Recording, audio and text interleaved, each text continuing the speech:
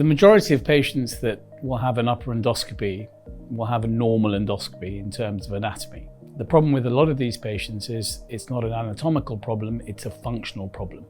And that's why we need to look at new and innovative techniques for investigating the function of their esophagus, and that is where devices such as Endoflip may come into play. So we've been using Endoflip in our practice for a couple of years now.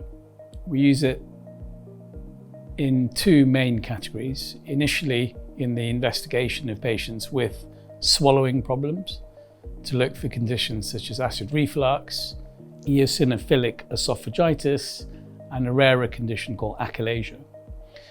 In our practice, the majority of the patients who will have Endoflip will have it used in the context of therapy, where we carry out procedures to remedy conditions such as achalasia or gastroparesis. I use Endoflip in my practice.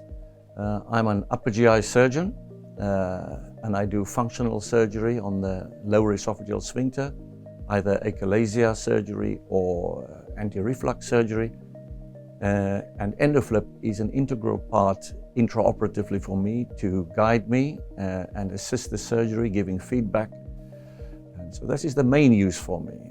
I also use it occasionally during follow-up in the endoscopy department, assessing what has changed intraoperatively. And I furthermore sometimes use it preoperatively to assess the patient's distensibility before I embark on surgery. Il y a deux types d'indications dans lesquelles je vais utiliser Endoflip. Concernant le pylore, ça concerne des patients qui vont avoir une suspicion de gastroparésie, typiquement dans un contexte post-opératoire ou diabétique, chez qui on va faire un bilan avec bien sûr une endoscopie digestive, typiquement retrouvant une stase gastrique. Eh bien, je vais à ce moment-là réaliser un Endoflip sous anesthésie générale au cours d'une endoscopie œsogastro-duodénale pour documenter ce pylorospasme. Le deuxième type d'indication, c'est la mesure de la distensibilité du sphincter inférieur de l'œsophage. Et là, c'est les cas où la manométrie œsophagienne va être non concluante. Okay, so we started to use Endoflip 2 years ago, and from the beginning it was very easy to use.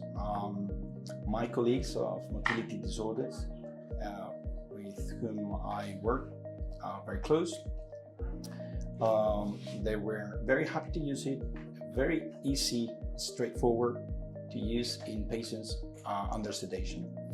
And for us, it helped a lot at first during our learning curve with a poem in achalasia patients, both to confirm the diagnosis of achalasia in some doubtful patients, and also in a way to monitor our myotomy during poem. So we were quite sure that our myotomy had been complete and successful, since we were able to do the diagnosis for starting point and establishing the low distensibility, and to check for a normal distensibility after myotomy. So for us, it has been very helpful, very easy to use, and we use it more and more every day.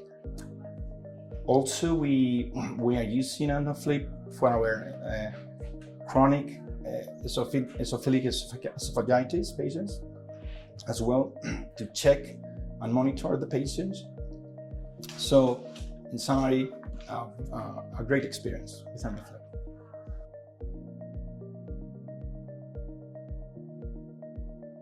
I think intraoperatively, the topography was relatively straightforward.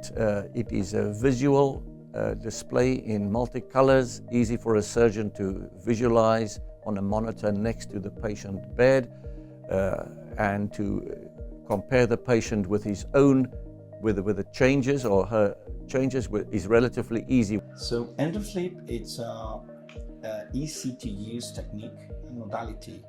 With Endoflip, you assess two variables, which are distensibility and diameter of the esophagus, with a nice visual image You can place Endoflip in the EG junction and you can see live where is the area in which distensibility and diameter are impaired or reduced. And then you can also assess and evaluate after any intervention. I would say in summary, it's a very easy to use and easy to understand and to do a nice interpretation.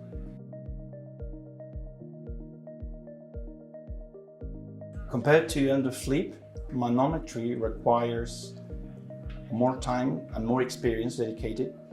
Of course, you can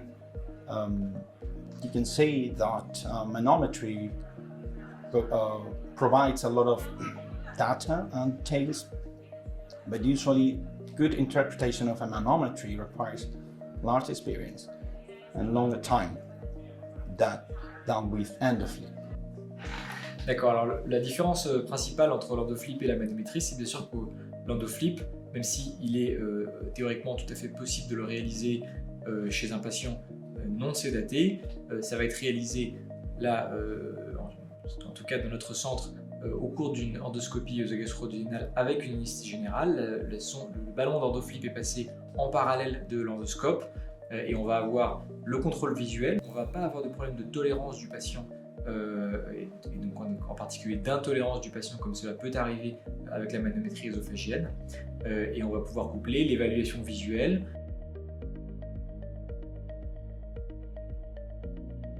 So my experience with Endoflip has been fairly extensive over the past 12 months. We use it on a weekly basis in the majority of our patients who undergo therapy for achalasia, for gastroparesis and for pharyngeal pouches. The learning curve has been very short and we are now wholly dependent on this device in guiding our procedures and guiding successful therapy and good outcomes for patients. I was an enthusiast about Endoflip right from the beginning. I remain enthusiastic and it has now become an integral part of my surgery for benign esophageal disorders of the lower esophageal sphincter. In my experience, it has helped us a lot to rule out alternative diagnosis to achalasia, to establish to be able to establish with a good correlation a distensibility problem, and also to be able to reduce the need for retreatment in our patients.